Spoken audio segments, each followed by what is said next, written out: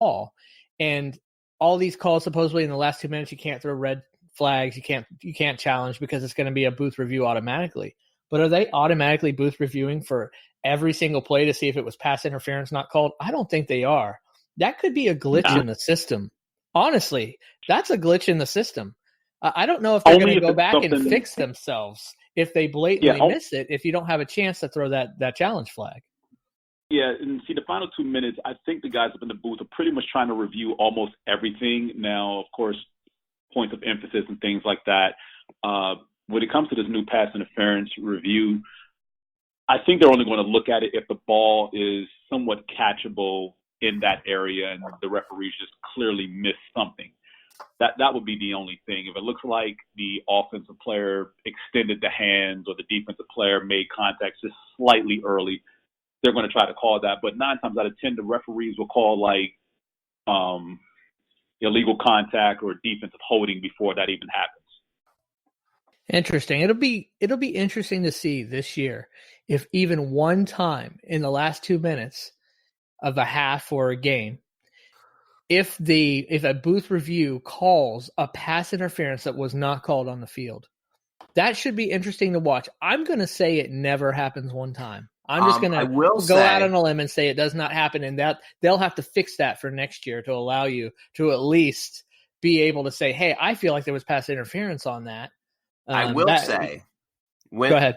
During the Jets-Bills game today, the Jets scored a touchdown, and they did call the play back after review because of an offensive pass interference that happened on the play. Now, ended up being for nothing because 2 plays later, Le'Veon Bell got in the end zone, but they did actually call it back. Interesting. Yeah.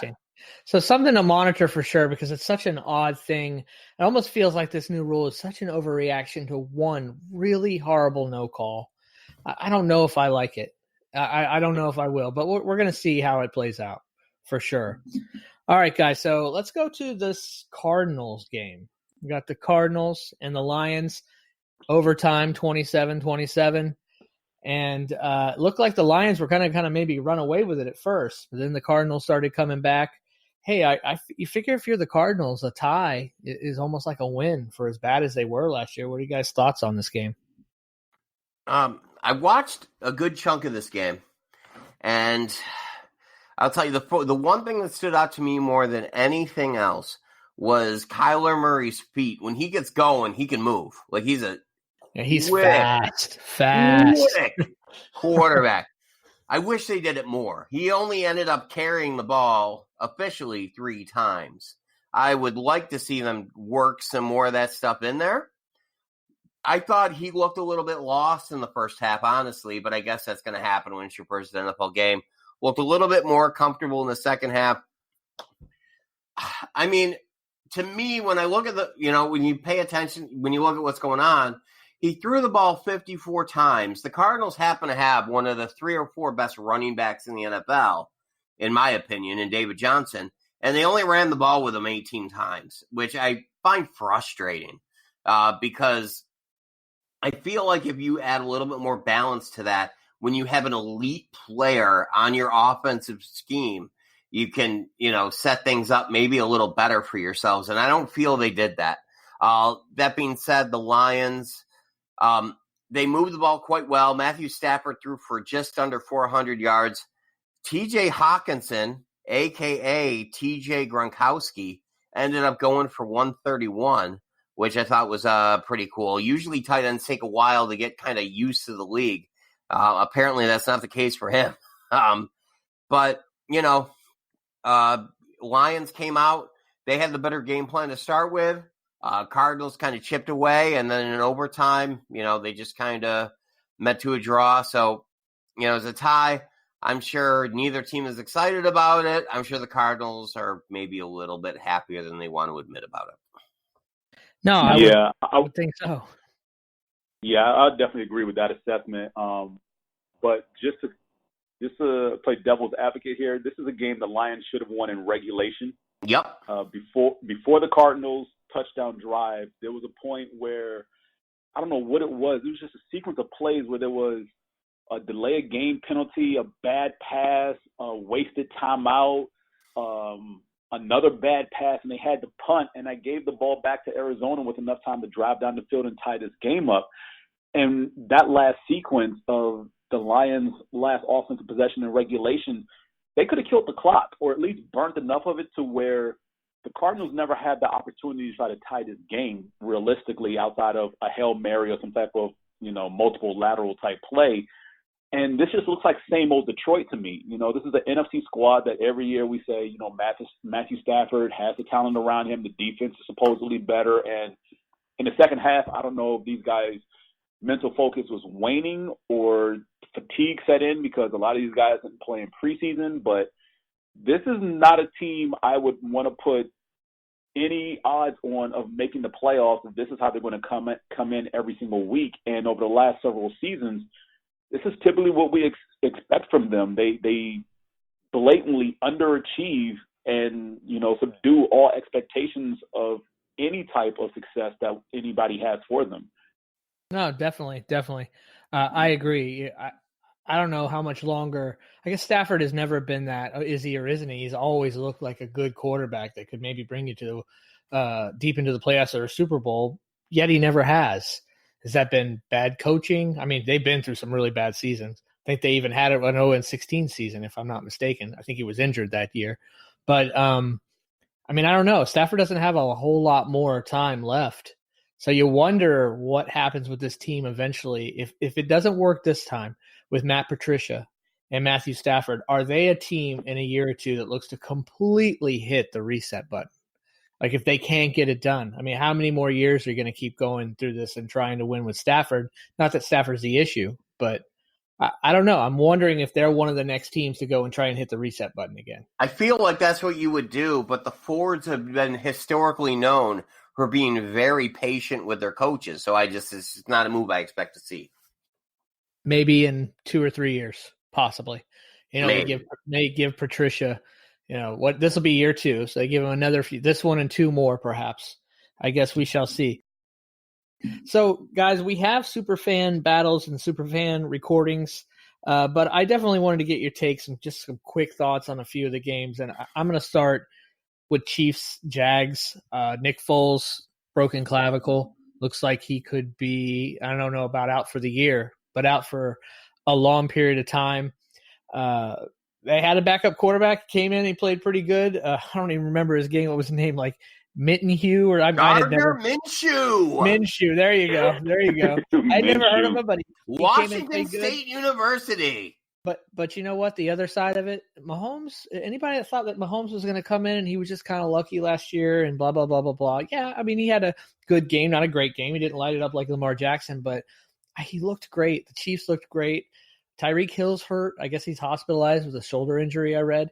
Looks like he'll be out for a few weeks, but they have so many weapons, and Sammy Watkins lit it up today.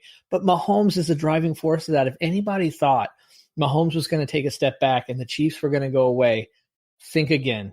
I just believe the Chiefs are here to stay. I really do. And we're watching the Patriots, I won't say dismantle, but handle the Steelers right now. We're towards the end of the second half now in the game. And I feel like it's the Patriots and Chiefs in the AFC. And I don't know who else is going to come and get it. But, man, the Chiefs are definitely good. Mahomes is good. What do you guys think? Yeah, just a few things real quick, and I'm going to try to keep this brief.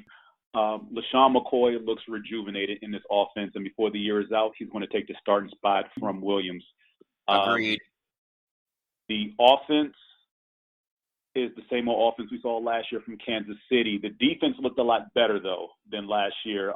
They were in a lot of shootouts where this game could have easily – like if this game was played last year, this would have easily been like 40-35, They held the Jaguars, 26 points. 13 of these were like late fourth quarter, probably garbage time when they were playing a cover 2 shell just to make them work the ball down the field.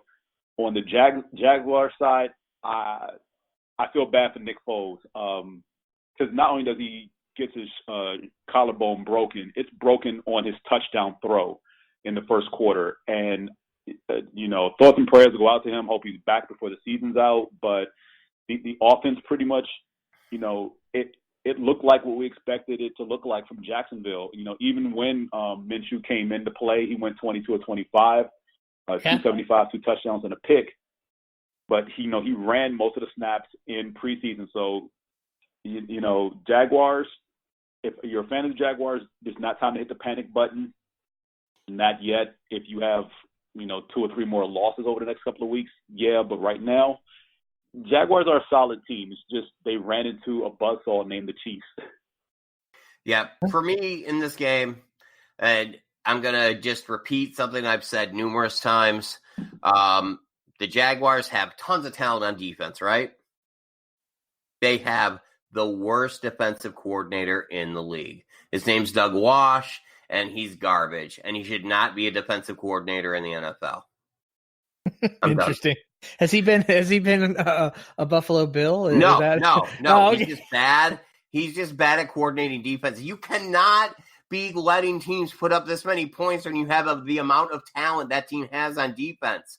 I mean, they're healthy scratching Marcel Darius. They have talent everywhere. And you're telling me, and this is not just this game. This has been going on for a couple years now. This should not be happening. He is not good at his profession.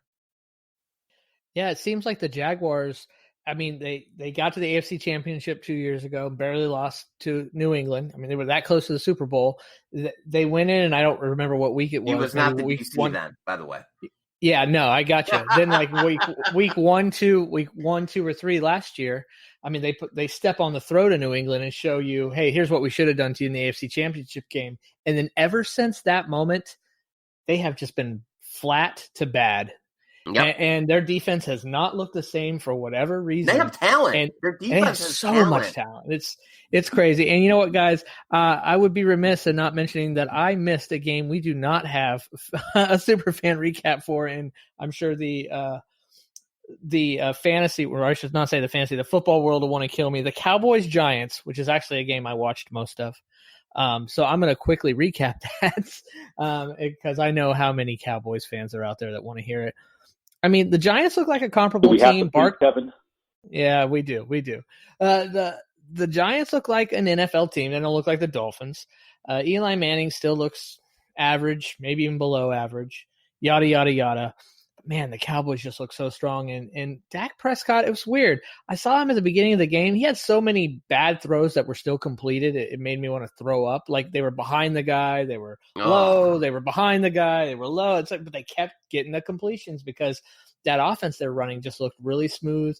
Elliott got worked in there a little bit. Cooper looks strong. Mike Gallup looks strong. Gallup killed it today. Yeah, their team just looked phenomenal. I mean, they really look phenomenal. And Barkley looks good. I mean, Barkley looks like the running back that we know that he is. He looks like probably the best running. Him and Elliott, that was the two. We saw the two best running backs in the NFL in that game.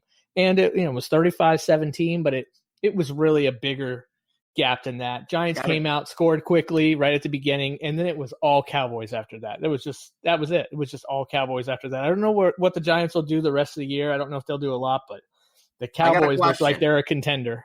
I got a question regarding this game. Yeah. How in the blue hell did Barkley have 11 carries?